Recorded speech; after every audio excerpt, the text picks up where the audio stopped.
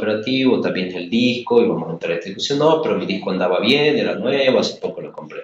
Así que siempre hay que ser cauto, decirle, mira, en principio anda mal tu sistema operativo, pero esto no quiere decir que el disco ande correctamente. Vamos a tener que chequear el funcionamiento de tu disco, reinstalar el sistema y ver si es que funciona correctamente, ¿no? Estos son, digamos, los errores más comunes de disco. Cuando la computadora se comienza a tildar, la computadora comienza a andar mal y nos está requiriendo una reinstalación del sistema operativo. Siempre hay que tener en cuenta que el error puede darse en el disco. Otro problema del disco muy común es cuando encendemos la computadora y nos sale que no tenemos directamente el sistema operativo, que nos sale un mensaje de error, una pantalla en negro que dice Don't System, es decir, que no hay sistema operativo. Es muy común que el disco se haya dañado y la computadora no esté reconociendo ese disco porque está quemado, y es lo mismo que no tendríamos conectado nuestro disco rígido. La forma de detectar los fallos de la placa madre es muy sencilla. Cuando se rompe una placa madre, la computadora no hace absolutamente nada.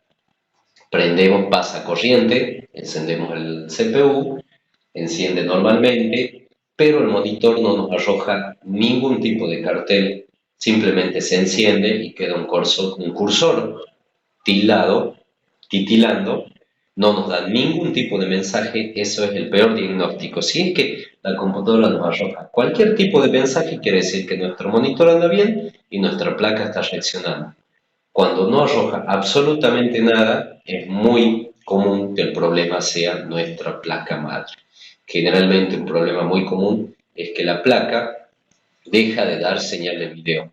Es decir, andan todos los componentes, pero no da señal de video a nuestro monitor. Esto se debe a que se hinchó alguno de los filtros que les mostré al principio, cuando estábamos viendo la placa, posiblemente porque este ventilador no está refrigerando o el ventilador de la fuente se infló el filtro y requiere que lo cambiemos. Ese cambio, como les digo, es muy costoso y seguramente el repuesto no es costoso, les cuento, ¿no? Los filtros son muy baratos, pero lo costoso es lo que nos va a cobrar un técnico en cambiarlo, porque tiene que tocar una placa y posiblemente esa placa deje de funcionar. Son muy delicadas y requieren muchísimo cuidado.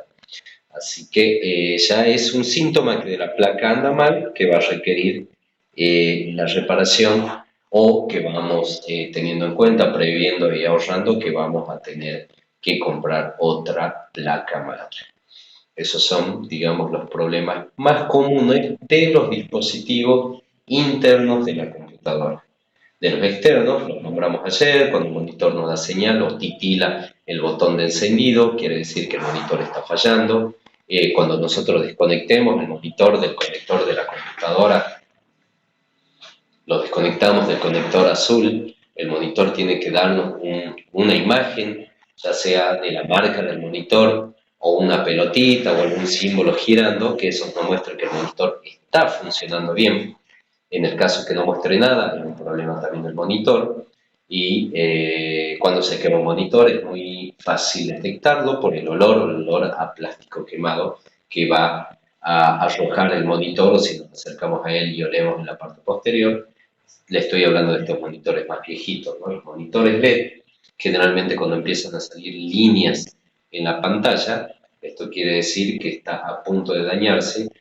Arreglarlo de la misma forma, muy costoso, son pequeños LED que hay que cambiar, y un técnico que te lo haga te lo va a cobrar muy caro, y seguramente ese monitor no va a quedar del todo bien, así que también vamos a tener que seguirlo usando con esa liñita, lo vamos a tener que amigar con ese pequeño LED que se rompió hasta que el monitor deje de funcionar, pero vamos a tener que ir previendo de comprar otro monitor.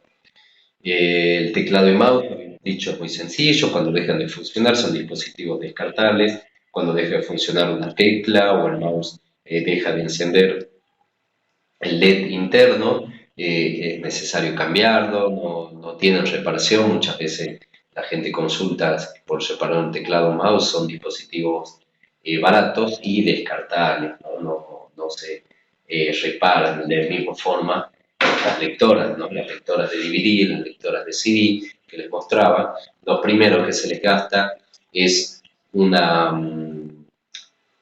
elástico que tienen adentro, una pequeña gomilla, mejor dicho, que llevan adentro, que hacen a el mecanismo de salida y entrada de la bandeja donde conectamos el DVD. Eso de todas formas, ingresando una pequeña aguja por el pequeño orificio que tienen todas las lectoras, si ustedes pueden ver, todas las lectoras tienen este orificio, y presionando se abre automáticamente y podemos seguirlo utilizando porque esa pequeña gomilla, para cambiarla necesitamos desmontar la lectora completa corriendo peligro de dañarla. Generalmente también son dispositivos que cuando se daña el lector, el LED que tiene adentro, dejan de funcionar y no tienen reparación o es muy costosa, generalmente nadie lo hace, así que es necesario comprar otro dispositivo. Y de eso se trata, ¿no? De este tema de la reparación de una PC, en saber detectar en principio cuál es el problema, ya sea de la fuente, la placa, la memoria, el disco, la lectora, y cambiar. Es muy raro que se repare los dispositivos. Es muy costoso, como les digo, y la reparación generalmente, para ser componentes tan pequeños, no quedan del todo bien. Así que ese es, digamos, el gran secreto de lo que es la reparación del hardware de un equipo, es detectar qué es lo que está dañado y cambiar. No se requieren muchas reparaciones porque, como les digo, son muy costosas económicamente y no te las va a hacer nadie al ser dispositivos tan pequeños, ¿no? Y no quedan de todo bien.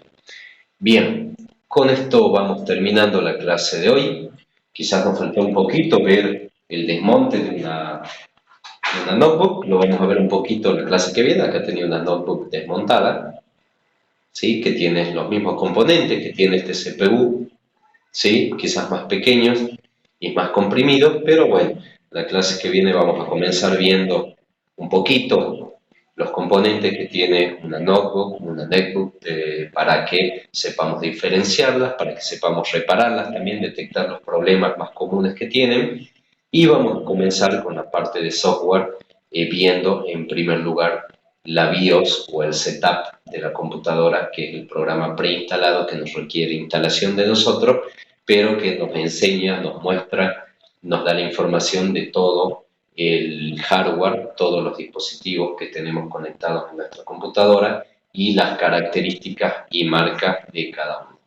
Así que bueno, muchísimas gracias por su atención. Estas clases van a estar siendo subidas a posterior en en el mismo canal de YouTube, de Esto es el Carril. Les voy a estar pasando, como lo hice el día de hoy, los enlaces de cada video para que los puedan conservar o los puedan consultar a posterior cuando tengan algún problema en su computadora o para hacer un simple repaso.